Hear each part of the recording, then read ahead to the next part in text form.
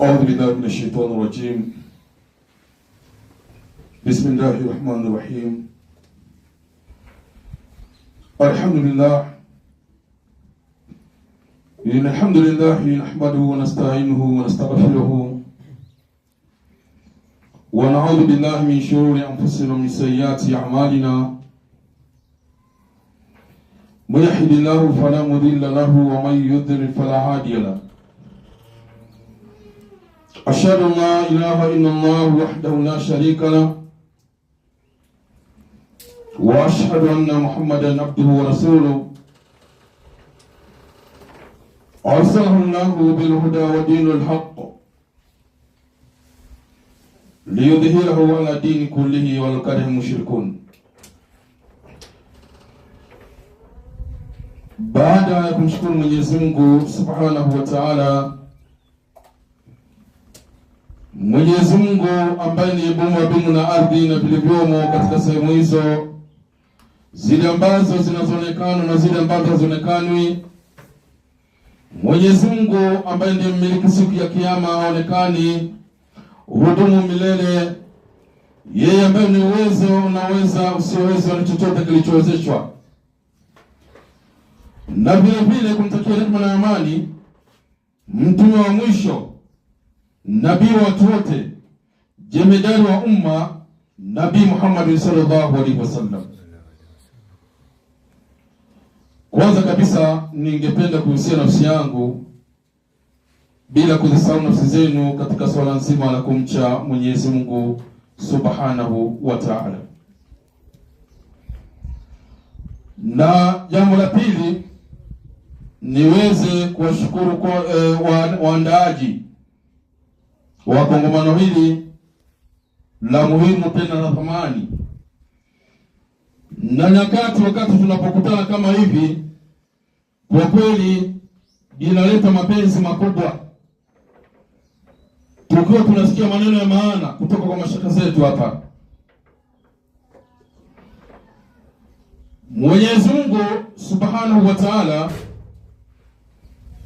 wakati aliposema kwamba al-yawma akmaltu lakum dinakum wa atmamtu alaykum ni'mati wa raditu lakum al-islam dina. Katika sura hii, Suratul Maida, tunaambiwa kwamba ni sura yenye faradhi 18 ambayo ndani yake hakuna kitu kilichofutwa ila kimefuta. Na ni miongoni mwa sura za mwisho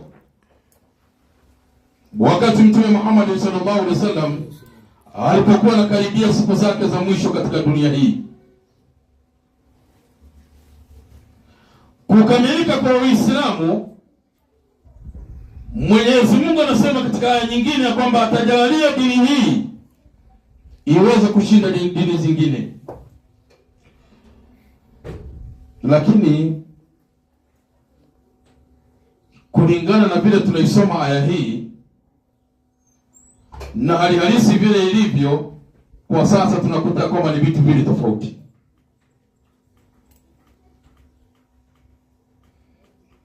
Kama Mwenyezi Mungu alisema kwamba Uislamu utashinda dini zingine, kwa nini Waislamu kwa sasa hivi inaonekana tukiwa hafifu kiasi hicho?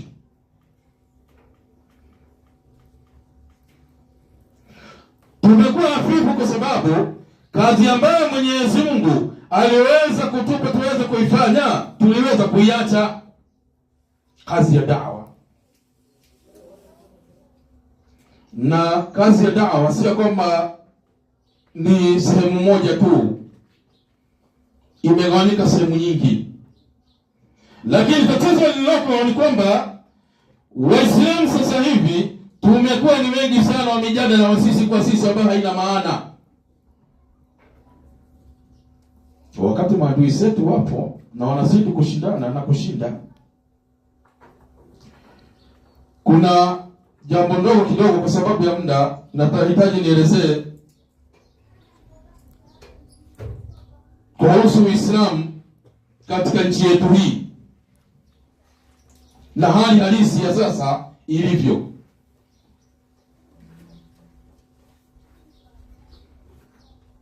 Wakati mwaka wa 900, kuanzia mwaka wa 900, wale ambao wamesoma tarehe ya Kiislamu, unajua shida kubwa ambayo tunayo ni kwamba tumesomeshwa sana tarehe ya Uislamu wa Arabuni, lakini hatusomi tarehe ya Uislamu Afrika Mashariki, na hichi ndicho kimetufirisha.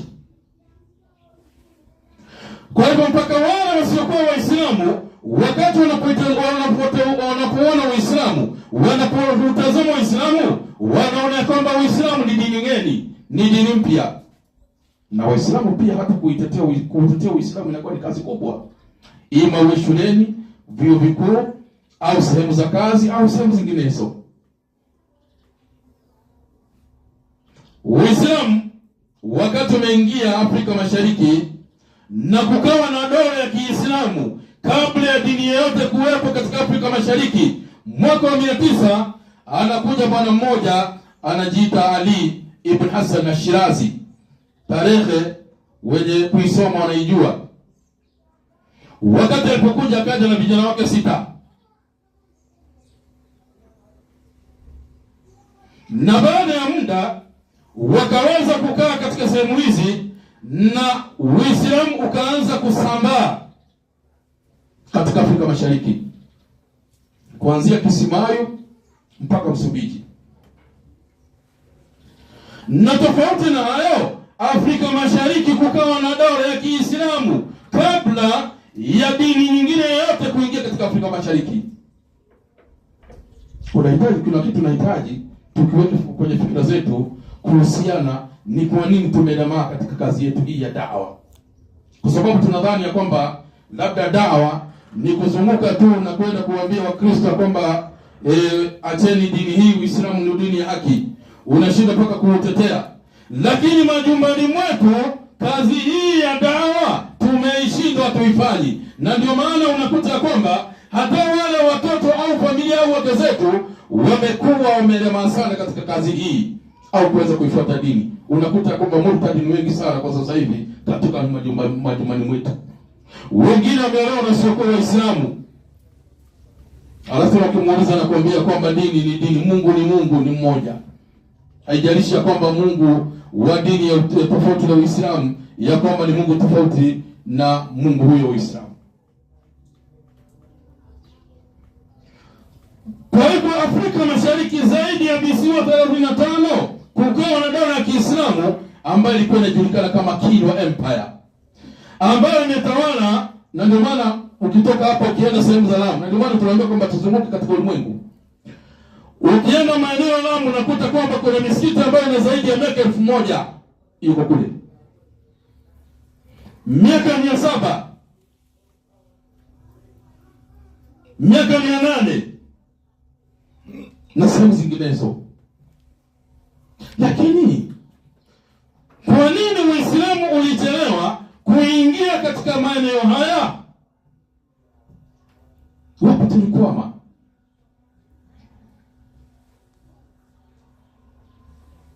Na tarehe ya mwanzo tunaambiwa kwamba mwaka wa 600 wakati masahaba walipokuwa wameenda Ethiopia, An-Najashi akasilimu na watu wake. Uislamu ulianza kusambaa kuanzia miaka ya 600.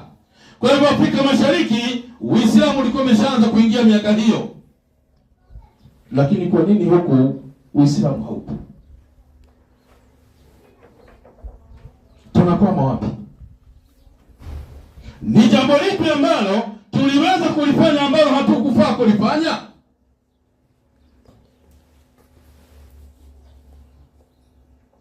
Angalia mwaka wa 900, uhesabu miaka takriban miaka 500, Waislamu wakiwa wanaongoza katika sehemu hizo zaidi ya miaka 500, hadi bwana yule wakati alipokuwa anaitwa Vasco da Gama karne ya 16. Miaka mingapi hiyo?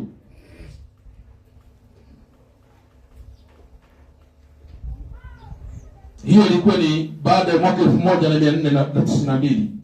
Mwaka 1492 ndio dola ya mwisho ambayo ilikuwa iko Andalusia, dola ya Andalusia ilipoangushwa katika nchi ya Spain.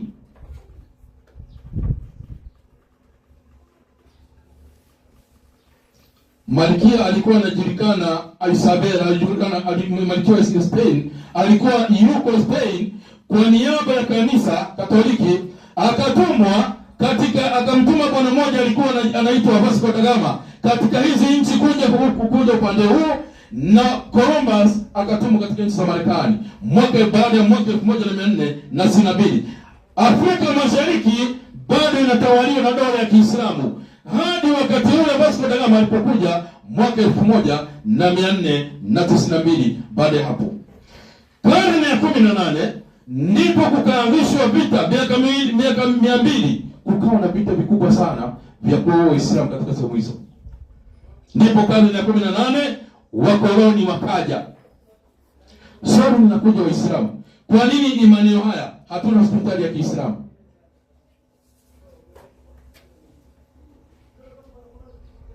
Kwa nini Kenya hii hatuna shule ya Kiislamu? Na kama tunayo, mtaniambia moja tulikuwa nayo. Shule ya msingi tulikuwa nayo moja tu, sio mbili, moja. Shule ya sekondari ya Uislamu tulikuwa nayo Kenya, mniambia moja ni ipi? Na chuo kikuu cha Waislamu, chuo cha Kiislamu tulichokuwa nacho, sio cha Waislamu, chuo cha Kiislamu tulichokuwa nacho Kenya hii kimoja, mniambie ni kipi? Sasa tunakoma wapi hapo? Tuna shida gani wakati Waislamu ndio walitangulia kuja katika maeneo haya tena kwa miaka mingi mno, zaidi ya miaka 600? Uislamu upo pwani. Kwa nini dini zingine zimekuja karne ya 8 lakini ndizo ziko katika maeneo haya kwa wingi?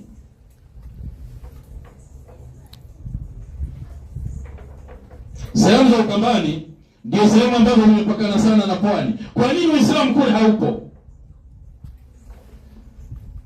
Uislamu utakuta mijini.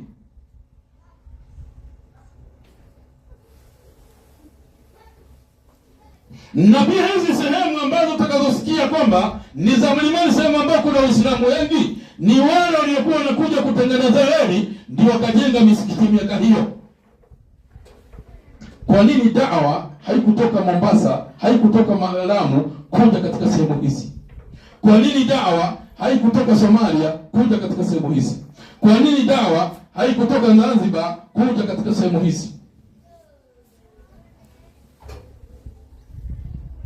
Sasa haya makosa ambayo yalifanyika ndio haya tunatakana turekebishe. Kwa sababu huwa tunadhani ya kwamba wakati tunapomwona Sheikh Salim pale au Sheikh Hassan pale au mashehe hapa, ya kwamba jukumu lao tu peke yao ni hilo la kufikisha kazi hii, lakini kwa watu wengine kazi hii haiwafai. Wewe ukiwa ni mwanafunzi wa shule au pale popote unataka ujitenge ukae peke yako, hata wale ambao sio Waislamu au wale wanaoghafilika katika dini hutaki kuwalingania. Dini haikwenda hivyo. Vitu ambavyo tumejaza ni mijadala ambayo haina maana ya sisi kwa sisi. Hatuwezi kuendelea. Ili tuweze kupiga hatua kuendelea mbele, ni lazima tuangalie pahali tulipokosea, pahali tulipofeli, ili tuweze kurekebisha sehemu hiyo na tuweze kuendelea safari ambayo itakuwa ni salama zaidi. Na tujue kwamba kazi ya dawa, kazi ya kulingania ni kazi ya kila mtu. Wewe ukiwa ni mzazi, kama huna uwezo wa kutoka hapo kwenda kumlingania jirani yako asiyekuwa Muislamu kwa maneno, mlinganie kwa tabia. Na hichi ndicho tumekikosa kwa asilimia kubwa. Wewe mtoto wako wa kike ndiye anazunguka huko akiwa uchi, umevaa vipensi na visuruali, hukufundisha kuvaa kujistiri tangu kwa mdogo, eti kwa sababu nampenda sana hutaki kumkoromea mtoto wako, hutaki kumkemea mtoto wako wa kike, eti kisa unampenda sana. Mwingine hutaki kumwambia mtoto wako wa kiume kwa sababu nampenda sana mtoto wa kiume huyu. Ndio hao wamejaa huko, nakuta watu wamejaa kwenye mabaa na kwenye sehemu za kamari na kwenye sehemu za michezo ambayo haina maana. Mtu anasahau kuswali kwa sababu ya mambo kama haya ambayo hayana maana. Dakika 10 unakosa kwenda kuswali, lakini utaenda kwenye kibanda cha kutazama mpira kwa takriban dakika 90. 10 umeshindwa kuzitumia. Waliojaa kwenye vibanda hivi ni kina nani? Waislamu. Waliojaa hata kwenye sehemu za kunywa pombe na sehemu za kamari ni nani? Ni Waislamu.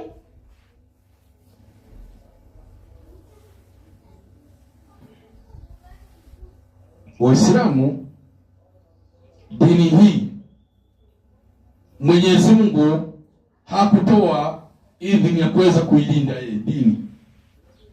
Alichotoa agizo la kulinda ni kitabu cha Qur'an peke yake. Kwa hivyo dini mnalinda nyinyi, wewe na mimi na wengine. Kazi yetu ni kulinda dini. Kazi ya Qur'ani kuilinda, hiyo ni kazi ya Mwenyezi Mungu Subhanahu wa Ta'ala, kwa sababu alishatoa agizo. Leo tunataka tuishi kama maisha ya wazungu, kama wazungu. Kuna bwana mmoja alikuwa anaitwa Genghis Khan, mnamjua? Alikuwa ni kiongozi wa Mongolia. Wakati alipotoka nchi ya Iraki, akakaa huko kwa muda, kwa sababu ya kusoma tabia za Waislamu kule. Wale wa Mongolia waliokuwa kule, baada ya muda walikuja wakasilimu. Na ndio maana unakuta kwamba zile nchi zilizoko pale, nchi zina Uislamu kwa wingi. Uislamu unapatikana hivyo kutokana na tabia, kwa sababu sio lazima utumie mdomo au maneno tu kuzungumza na mtu. Vitendo vinatosha. Wewe huwezi kumwambia kwamba mtoto wako aende kaswali wakati wewe huswali. Huwezi kumwambia mtoto wako afunge wakati wewe ufungi. Nafahamika vizuri ya kwamba mtoto huwa ajifunzi kutoka kwa mzazi wake kwa yale maneno ambayo unamwambia, lakini hujifunza kwa mzazi wake zile tabia ambazo anazoziona kutoka kwa mzazi wake. Ndio maana unakuta watoto wengi wanaiga hadi kutembea kwa mzazi wake, wanaiga, au labda kama ni babu yake au bibi yake au mwingineo, wanaiga tabia kuanza kutembea, kuongea na mambo mengineyo kama hayo. Kwa hivyo kazi hii ya kulingania si kwamba ni kazi moja tu ionekanwe, ya kwamba ni kazi moja. Hata Mwenyezi Mungu Subhanahu wa Ta'ala anamwambia Mtume, waonye waliokuwa karibu yako, waambie ashiratu kalaki rabin, walinganie waonye wale waliokuwa karibu yako. Sisi tumeonya wangapi waliokuwa karibu yetu? Au labda tunaogopa labda uhusiano utafifia, labda wale urafiki, labda kwa sababu ulikuwa naenda na mtu unamkuta pale ni rafiki yako, si Muislamu. Hutaki kumwambia kwamba Uislamu ni dini ya haki, kwa sababu unaogopa kwamba kesho utakosa kile ambacho alichokuwa nakupa. Ndicho naogopa. Leo tunataka tuishi maisha ya kizungu, kuongea kizungu sana, kuishi maisha ya kizunguzungu, sio Kiislamu.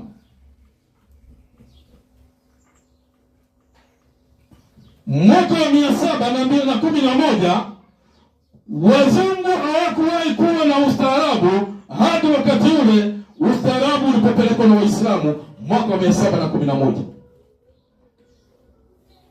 Na tunaambiwa katika tarehe ya kwamba Waingereza walikuwa wanaugua maradhi ya kipindupindu kwa sababu hata choo kinyesi walikuwa na kunya, alafu tena wanatupia badilishani.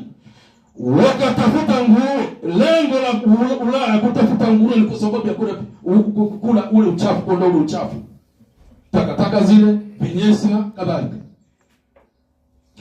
Wakati Waislamu walipoingia rasmi mwaka wa 1711 Spain, Andalusia, wakaanza kuwafundisha wazungu jinsi ya kuchimba choo, na kwamba kuwafundisha kwamba nyumba ni choo.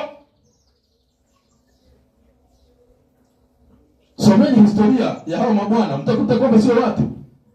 Ndio maana tunaambia kwamba Mtume sallallahu alaihi wasallam ndiye mwenye kuleta ustaarabu duniani. Lakini mtume huyu pamoja na kwamba kaleta ustaarabu duniani, hatutaki kumfuata.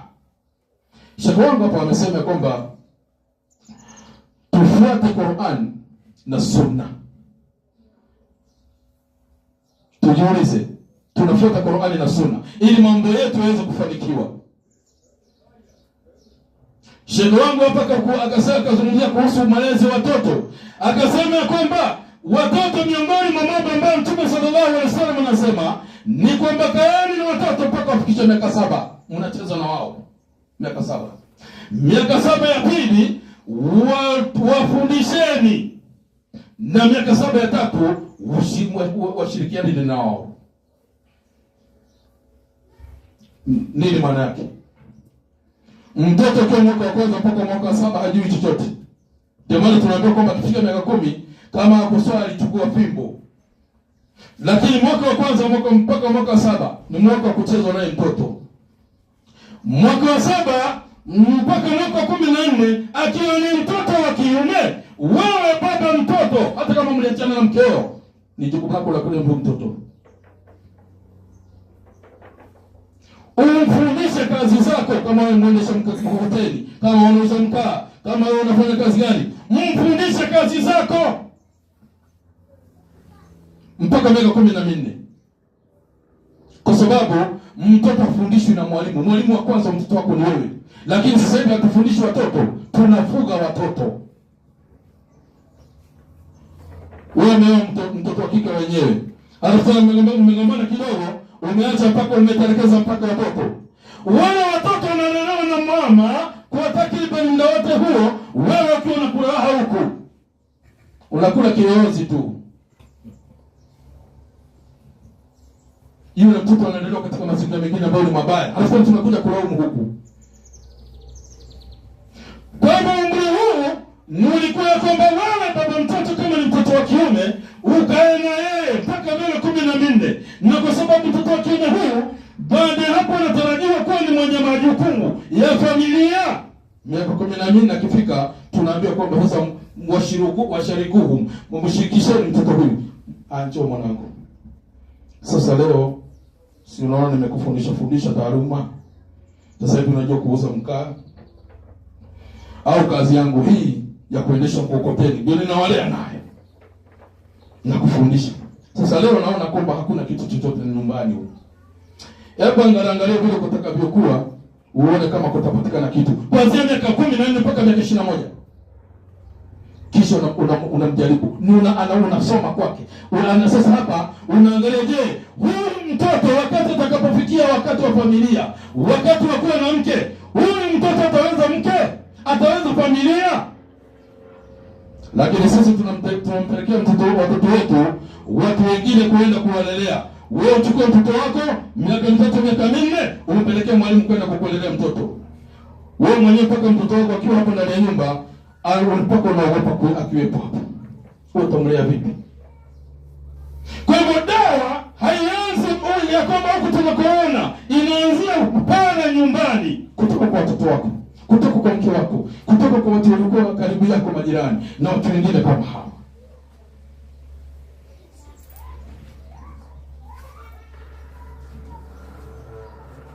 Sasa hebu angalia leo hii utoke hapa uende na Pakistan. Sio kuna Waislamu wengi. Ni hesabieni shule mbili za msingi za Uislamu. Mbili tu. Na shule 10 za kanisa. Na Pakistan sehemu ambapo kuna Waislamu wengi zaidi. Kuna shule zaidi ya 10 za kanisa. Shule za sekondari zinazomilikiwa na Waislamu za Kiislamu hamna. Na Pakistan. Lakini shule za sekondari za kanisa zimejaa. Vyuo vikuu vya kanisa vimejaa na Pakistan. Lakini vyuo vingapi vilivyokuwa kule vya Uislamu? Hivyo nenda Mombasa, nenda Tanzania, nenda sehemu ambazo watakuwa Waislamu wengi. Angalia hayo mambo. Ni wapi hospitali ya Kiislamu ipo? Mnataka kusema kwamba hatungekuwa na uwezo huu? Kuna bwana mmoja alikuja hapa Kenya, nadhani kama sijakosea, alikuwa anajiita ni mhadhiri wa kimataifa, anaitwa Bilal Philips. Akasema kwamba kuna shilingi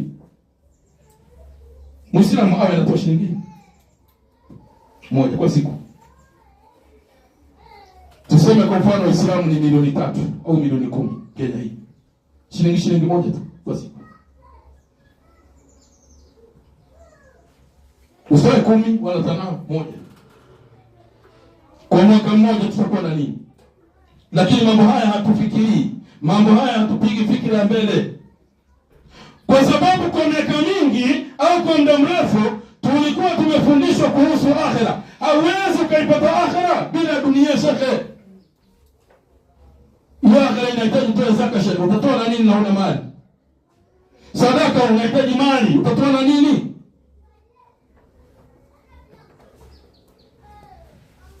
Kazi hii ya da'wa tangu mwanzo ilikuwa inaendeshwa na wanawake. Muangalie Bi Sumayya, mwanamke wa kwanza kuoa shahidi kwa sababu ya Uislamu. Muangalie Bi Khadija, ametumia mali zake kwa sababu ya dini. Leo katika karne hii tunawafundisha wanawake zetu au wake zetu kufanya nini? Kwa zaidi sisi ndio tunachangia mpaka kuwavunja moyo. Kwa sababu wakati utazaa naye watoto 3 4, badala mkae pamoja muwalee katika mazingira ya kidini, wewe ndio unakuwa kwanza kuondoka. Yule mke hana kazi, alikuwa anakutegemea wewe. Hivi unafikiria kwamba atafanya kazi gani baada ya hapo? Hana ajira. Ataanza kujiuza. Anasababisha nani? Wewe mwanamume. Kwa sababu anafanya hivyo, analea watoto wake kwa sababu baba yao ameshawatelekeza. Hapa tulipokuwa msikitini mashehe hapa, msiniangalia vibaya hapa. Nataka kusema kwamba hakuna mtoto mmoja ameacha paa mtoto. Tuulizane tu sababu. Matatizo yalianzia hapo ndugu zangu katika imani. Kwa sababu Mtume sallallahu alaihi wasallam anasema kwamba mwanamke ni ulimwengu. Na mwanamke akifisadika, basi ulimwengu mzima unafisadika. Na mwanamke akitengemaa, basi ulimwengu mzima unatengemaa. Kwa hivyo kazi hii inahitajika juhudi. Kama vile tunavyosema siku zote, unakuta kwamba hakuna watu ambao wanadharauliwa leo kuliko walimu wa misikitini, maimamu. Unakuta imam ameweka kanzu yake, ameweka mpaka kiraka na sio charangi ile ya kanzu. Na Waislamu wanaona, waumini wapo. Wewe fadhali kwa kula nyama kilo moja kila siku, na unaona imam kanzu imenaruka, imechanika, ameweka kiraka.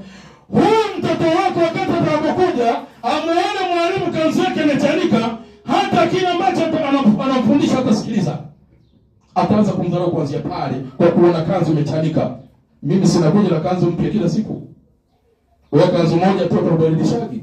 Kwa hivyo kwa mtoto kuona hivyo, hata kile utamfundisha kitaingia kichwani. Na ndio maana unakuta kwamba sasa hivi hata kutoka kusema kama nimetoa wanafunzi wangapi na kwani nadra sana.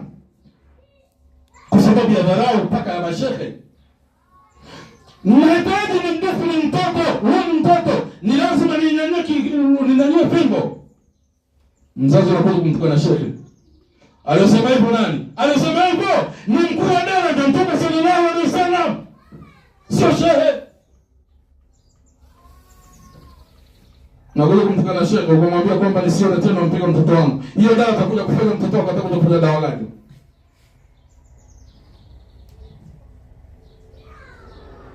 Tunalea watoto, tunafuga.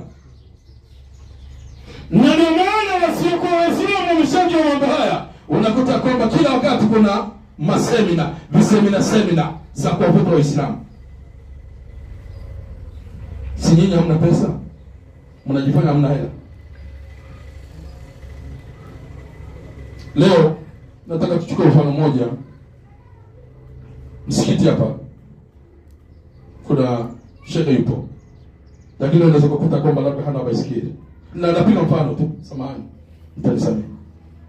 Unaweza kukuta hana baisikeli, na shekhe huyo anatarajia labda kuna pahali anaenda, labda kuna mkutano wa mashekhe, labda kama Ngong, maana na kwa sababu hana kazi. Hii baisikeli ndio kwenda kule. Halafu ulinganishe na wasiokuwa Waislamu. Nyumba ndogo kama hii huko amenunua gari, na gari kila siku inaweka mafuta. Hivi ni kusema kwamba Uislamu ni dini isiyokuwa na watu, na Ukristo ni watu wasiokuwa na dini. Hii ndio tofauti na kwa. Kusubiri na juhudi sana. Jamani, mchungaji wetu tunamnunulia gari. Gari yetu sawa. Njoo zungumza hizo habari kwa Uislamu. Utatisha aya, utatoa aya za Maka, za Madina, utatoa hadithi sahihi, mutafakun alayhi, dhaifu. Toki kitu. Bado watu wasikilize. Muislamu mpaka atoe. Ni gharama kubwa. Bado kuelewa tu.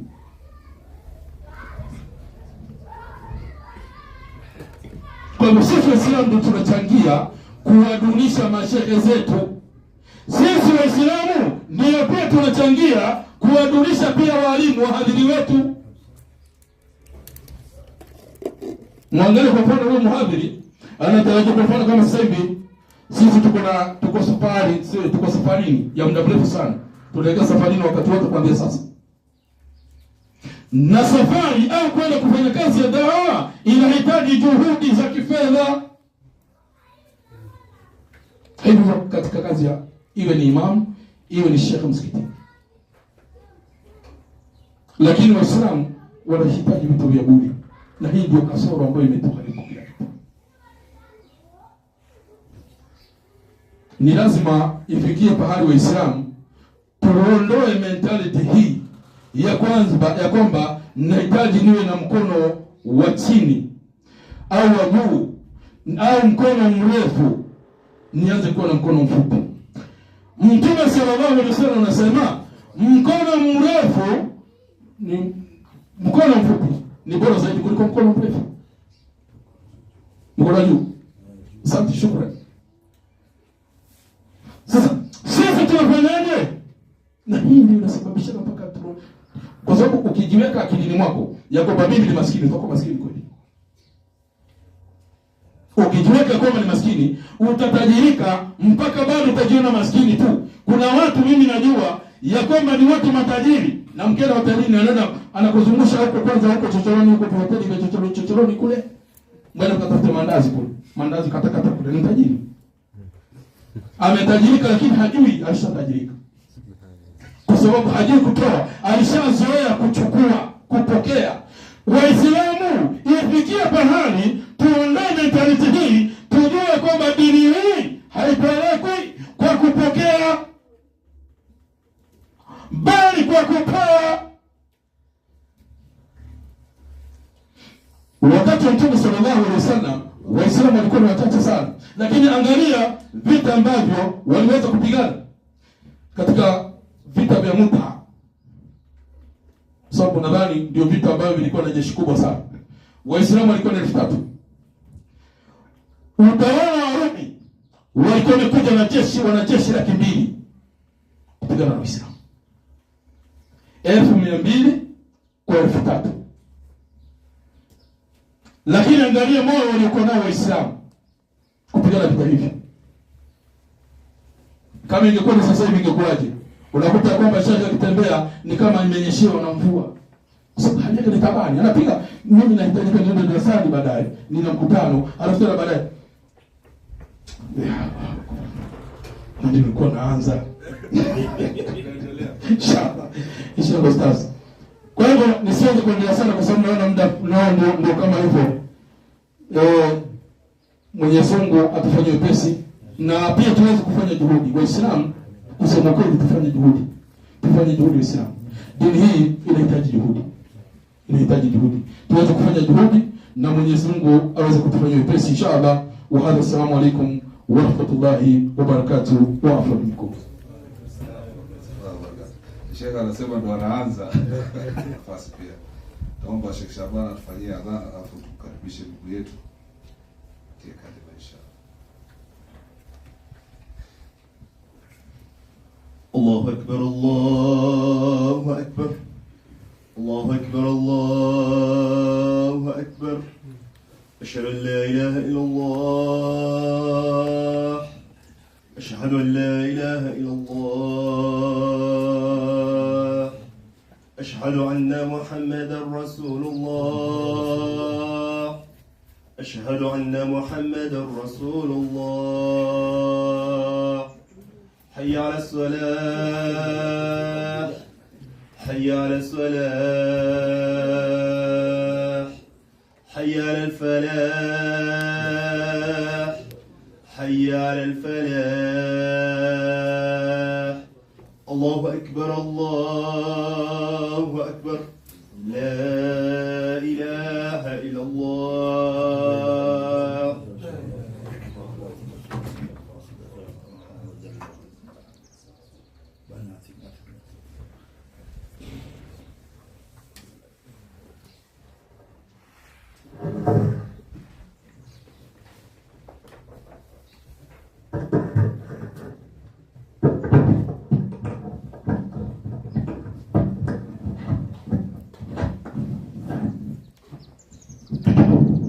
بسم الله الرحمن الرحيم. آمنت بالله ربا وكفرت بالجبت والطاغوت واستمسكت بالعروة الوثقى لا انفصام لها والله سميع عليم. الحمد لله الحمد لله الذي رفع شأن العلم وأهله وجعل طلبه عبادة ومدارسته قربة وتعليمه صدقة. وأشهد أن لا إله إلا الله وحده لا شريك له جل عن الشريك والمثيل والنظير. وأشهد أن محمدا عبده ورسوله القائل من سلك طريقا يلتمس فيه علما سهل الله به طريقا إلى الجنة. أوصيكم وأوصي نفسي بتقوى الله عز وجل، فإن من اتقى الله وقاه. وتزودوا فإن خير الزاد التقوى واتقون يا أولي الألباب. قال تعالى يا أيها الذين آمنوا اتقوا الله حق تقاته ولا تموتن إلا وأنتم مسلمون. وقال أيضا يا أيها الناس اتقوا ربكم الذي خلقكم من نفس واحدة وخلق منها زوجها وبث منهما رجالا كثيرا ونساء واتقوا الله الذي تساءلون به والأرحام إن الله كان عليكم رقيبا. وقال يا أيها الذين آمنوا اتقوا الله وقولوا قولا سديدا يصلح لكم أعمالكم ويغفر لكم ذنوبكم ومن يطع الله ورسوله فقد فاز فوزا عظيما. أيها الأحبة، فإن خير الكتاب كتاب الله وخير الهدي هدي محمد صلى الله عليه وسلم وشر الأمور محدثاتها وكل محدثة بدعة وكل بدعة ضلالة وكل ضلالة في النار. أعاذني الله مني وإياكم من النار. Baada kumhimidi Allah subhanahu wa ta'ala na kumtakia sala na salamu zimfikie Mtume sallallahu alayhi wasallam, ningependa kuanza kuhusia pamoja na kuhusia nafsi yangu dhaifu kwa swala zima la kumcha Allah subhanahu wa ta'ala. Kwa hakika hiyo ndio ilikuwa wasia ya umma ambaye iliyotangulia na wasia ambao Allah subhanahu wa ta'ala akahusia ummatu Muhammad sallallahu alayhi wasallam, walaqad wasayna alladhina utul kitab min qablikum wa iyyakum an ittaqullah. Na Allah subhanahu wa ta'ala kasema pia, kuntum khayra ummah ukhrijat lin-nas ta'muruna bil ma'ruf wa tanhauna 'anil munkar. Umma hii, umma Muhammad sallallahu alayhi wasallam, imekuwa bora kwa msingi ya kuwa wanaamrisha mema na wanakataza na maovu. Na Mtume sallallahu alayhi wasallam akasema pia, la yu'minu ahadukum hatta yuhibba li akhihi ma yuhibbu li nafsihi, hata amini mmoja wenu isipokuwa apendee mwingine vile anapendea nafsi yake. Na Mtume sallallahu alayhi wasallam akasema pia, ad-dinu nasiha, dini ni kupatiana nasiha. Na mwanashairi anasema, wa min a'zami taqwa an-nasihatu innahu min ad-dini adhat mithlu usbanaihi, hakika kuonyesha umuhimu wa takwa ni na uzito wa takwa ni kupatiana nasiha. Pili, tunashukuru wale ambao wamepanga hii majalis kikao kama hichi. Allah subhanahu wa ta'ala aweze kutunufaisha pamoja. Na Mtume sallallahu alayhi wasallam anasema, majtama'a qawmun fi baytin min buyuti Allah yatluna kitab Allah wa yatadarasunahu bainahum illa nazalat bihim as-sakinah wa ghashiyatuhum ar-rahmah wa haffatuhum al-malaikah wa dhakarahum Allah fi man 'indah. Mtume sallallahu alayhi wasallam anasema, hawatakuwa watu wanajumuika katika nyumba miongoni mwa nyumba ya Allah subhanahu wa ta'ala, nao ni masajid, ili hali wanasoma kitabu cha Allah subhanahu wa ta'ala, na pia wanafundishana baina yao ilmu shar'i, isipokuwa Allah subhanahu wa ta'ala anashusha malaika wale wanafunika watu kama hao ambao wamekaa katika majalisul ilm wakitafuta elimu, wanafunika na rahma na wanamtaja katika Allah subhanahu wa ta'ala. Ahibati fillah,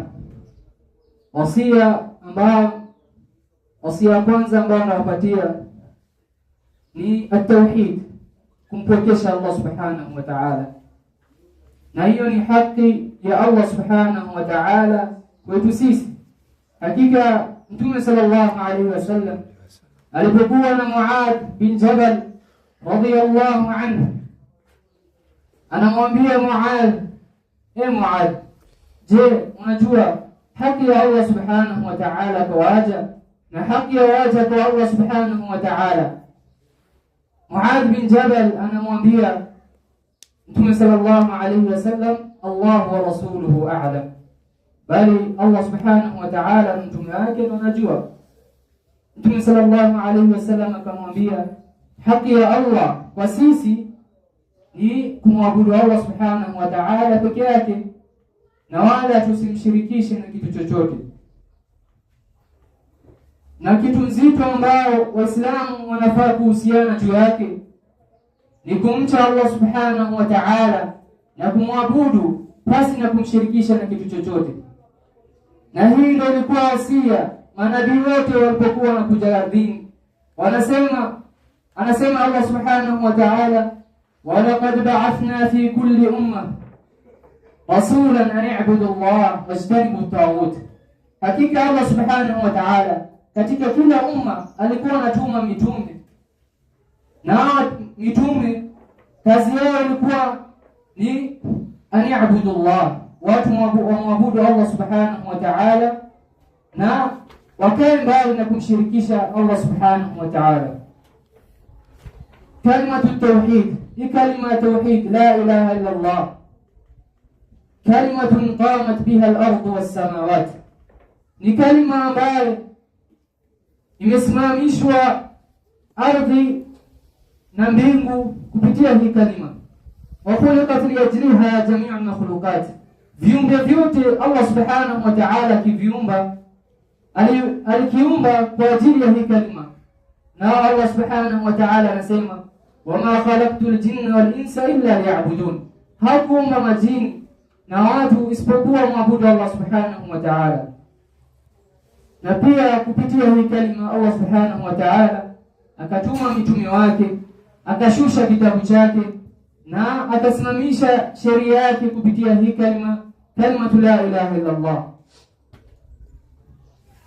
Na kupitia hii kalima kutawekwa janna na nar. Ule ambaye ataamini kupitia hii kalima Allah subhanahu wa ta'ala atamuingiza janna, na ule ambaye atakataa akufuru Allah subhanahu wa ta'ala atamuingiza nar, wal iyad billah. فهي كلمة الإسلام ومفتاح دار السلام. Na kupitia hii kalima Allah subhanahu wa ta'ala atakuuliza madha kuntum ta'budun, nini mlikuwa mnaabudu, wa madha ajabtumul mursalin, na nini mmejibu mitume walipokuja wanaohusia kupitia hii kalima. Na hii kalima ya la ilaha illa Allah katika sharti zake ni ikhlas, kufanya amal kumkusudia Allah subhanahu wa ta'ala, kukaa mbali na shirk, kukaa mbali na bid'a. Na ule ambaye ametangulia alisema hadithi ya Mtume sallallahu alayhi wasallam, man ahdatha fi amrina hadha ma laysa minhu fahuwa rad. Ule ambaye atazua kitu kwa dini atarudishiwa. Na amali yako kukubalika inahitajia jambo mawili. Ya kwanza ni muabudu Allah subhanahu wa ta'ala kwa ikhlas. Ya pili ni mfuate bwana Mtume sallallahu alaihi wasallam, naye ni mutabaa. Ya pili, la yakhfa li ahadin, nilipatiwa nizungumzie marhalatu shabab, marhala ya ujana. Hakika marhala kama hii ni marhala adhim jiddan, marhala muhimu kwa mwanadamu kuitumia kwa kitu ambayo inafaa. Na Uislamu hii marhala ikaipatia kipaumbele, na hadithi nyingi ya Mtume sallallahu alaihi wasallam ukiangalia alikuwa anaelekezea vijana. Katika hadithi anaambia Ibn Abbas radiyallahu anhu, ya ghulam inni uallimuka kalimat. Hadith anaambia Ibn Abbas, Abdullah bin Abbas, ya ghulam, he kijana, ihfadhillah inni uallimuka kalimat, hakika mimi nakufundisha maneno. Na wanataarifa anasema kuwa Ibn Abbas vile Mtume sallallahu alayhi wasallam alikufa ndio alikuwa amefikisha umri wa kubalighi, na ili hali Mtume sallallahu alayhi wasallam anampatia maneno mazito. Masalafu salih rahimahumullah wanasema nilifikiria hii hadithi miaka mingi mpaka ndo nikakuja kuelewa. Na Mtume sallallahu alayhi wasallam anasema yaghtanim khamsan qabla khams, chunga matano kabla matano yatakupata. Ya kwanza Mtume sallallahu alayhi wasallam anaanza nao shababak kabla haramik, ujana wako tumia vizuri kabla uzee utakufika. Ya pili Mtume sallallahu alayhi wasallam anasema tumia afya yako kabla ugonjwa hujakufika. Kisha Mtume sallallahu alaihi wasallam anasema tumia ukwasi wako kabla umaskini hujakufikia. Kisha Mtume sallallahu alaihi wasallam akiendelea, ya nne anasema farawa kabla shughlika, tumia free time yako kabla wakati wa kushughulika itakufikia. Kisha Mtume sallallahu alaihi wasallam anasema wa hayataka kabla mutik, na uhai wako kabla kabla hujakufa. Tukiangalia hadithi, Mtume sallallahu alaihi wasallam akimalizia anasema uhai wako uitumie vizuri kabla kifo hajakufikia. Hakika ujana wako iko ndani ya umri wako. Na ili hali Mtume sallallahu alaihi wasallam kusisitiza marhala ya ujana, anaendelea anasema shababaka kabla haramik, ili kutuonyesha uzito wa marhala kama hii.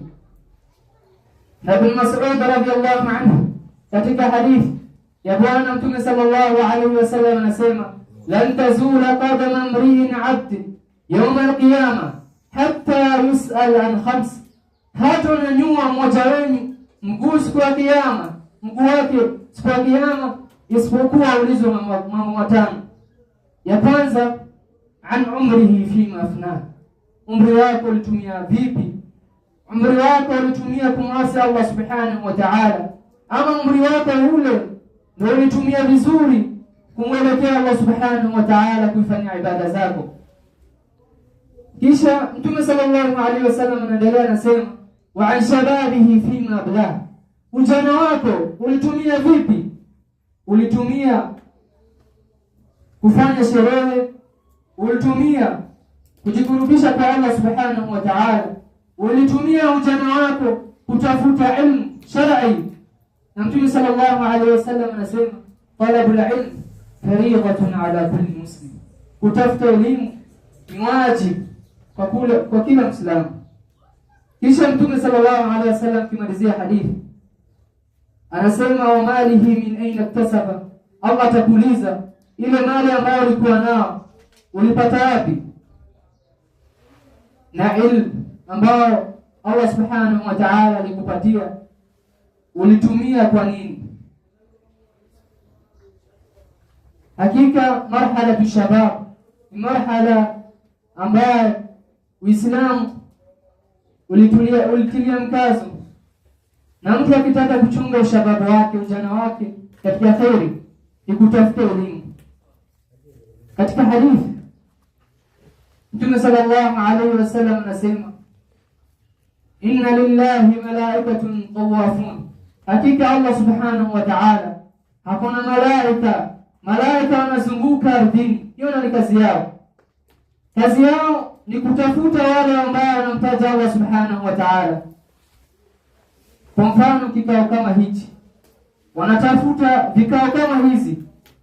Wakipata kikao kama hizi, wanaita malaika wengine, wanasema kujeni kwa ile ambao mlikuwa mnatafuta. Kisha wanakuja katika majalis kama hiyo, wanamrudia Allah subhanahu wa ta'ala. Malaika wanasema niachaje waja wangu? Malaika wanasema, na ili hali Allah subhanahu wa ta'ala anajua, lakini anauliza kuonyesha umuhimu wa ilmu kwa shababu. Malaika anasema tumeacha waja wako wakikushukuru, wakikutaja, wako katika majalis dhikr, majalis ya elimu. Kisha Allah subhanahu wa ta'ala anasema, je, wameniona mimi? Malaika anasema hapana. Allah anauliza, ni vipi lao wangeniona mimi? Malaika anasema, bali ndio wangekuwa wanazidisha sana kukutaja wewe Allah subhanahu wa ta'ala. Kisha Allah anasema, ni nini waja wangu wananiomba mimi? Allah subhanahu, malaika alayhi msalatu wassalam anasema wanakuomba wewe janna. Allah subhanahu wa ta'ala anauliza, janna yangu je, umeiona?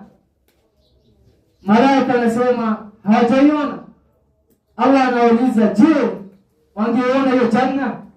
Malaika anasema wangezidi sana kukuomba hiyo janna. Kisha Allah anauliza, ni nini wanajiepusha na mimi? Malaika anasema wanakuomba wewe Allah subhanahu wa ta'ala wakinge na moto wa jahannam. Allah anauliza, na je, waliona hiyo naro jahannam? Malaika anasema hapana, hawajaiona. Allah anasema, ni vipi lao wangeiona hiyo naro? Malaika anasema wangezidi sana kukuomba wewe Allah subhanahu wa ta'ala wakinge na moto wa nar. Kisha Allah anasema mimi nimeshuhudia kwamba nashuhudia kuwa nimesamehea wale ambao wanakaa katika kikao kama hichi, nimewasamehea madhambi zao. Malaika anasema ewe Allah subhanahu wa ta'ala, bali kuna mtu amekuja katika majalis kama hiyo, kikao kama hicho, hajakuja katika lengo ya kutafuta elimu, bali amekuja labda anangojea rafiki yake hapo katika ile majalis waende. Allah anasema pia huyo nimemsamehea madhambi zake. Hadithi adhimu jiddan ya kuonyesha fadhila ya ilmu. Na hadithi nyingine Mtume sallallahu alaihi wasallam anasema man salaka tariqan yaltamisu fihi ilma sahala Allah bihi tariqan ila aljanna. Ule ambaye atatoka kutafuta hii elimu, Allah subhanahu wa ta'ala humsahilishia, kumonyeshea njia ya kuingia janna. وبهذا القليل أوصي mashabab kuwa wajikaze kutafuta ilmu shar'i. وقول اللهم علمنا ما ينفعنا وانفعنا بما علمتنا وزدنا علما واصلح شأننا كله ولا تكلنا إلى أنفسنا طرفة عين. اللهم آت نفوسنا تقواها وزكها أنت خير من زكاها أنت وليها ومولاها برحمتك يا أرحم الراحمين. اللهم أرنا الحق حقا وارزقنا اتباعه وأرنا الباطل باطلا وارزقنا اجتنابه. اللهم آتنا في الدنيا حسنة وفي الآخرة حسنة وقنا عذاب النار. سبحانك اللهم وبحمدك أشهد أن لا إله إلا أنت أستغفرك وأتوب إليك.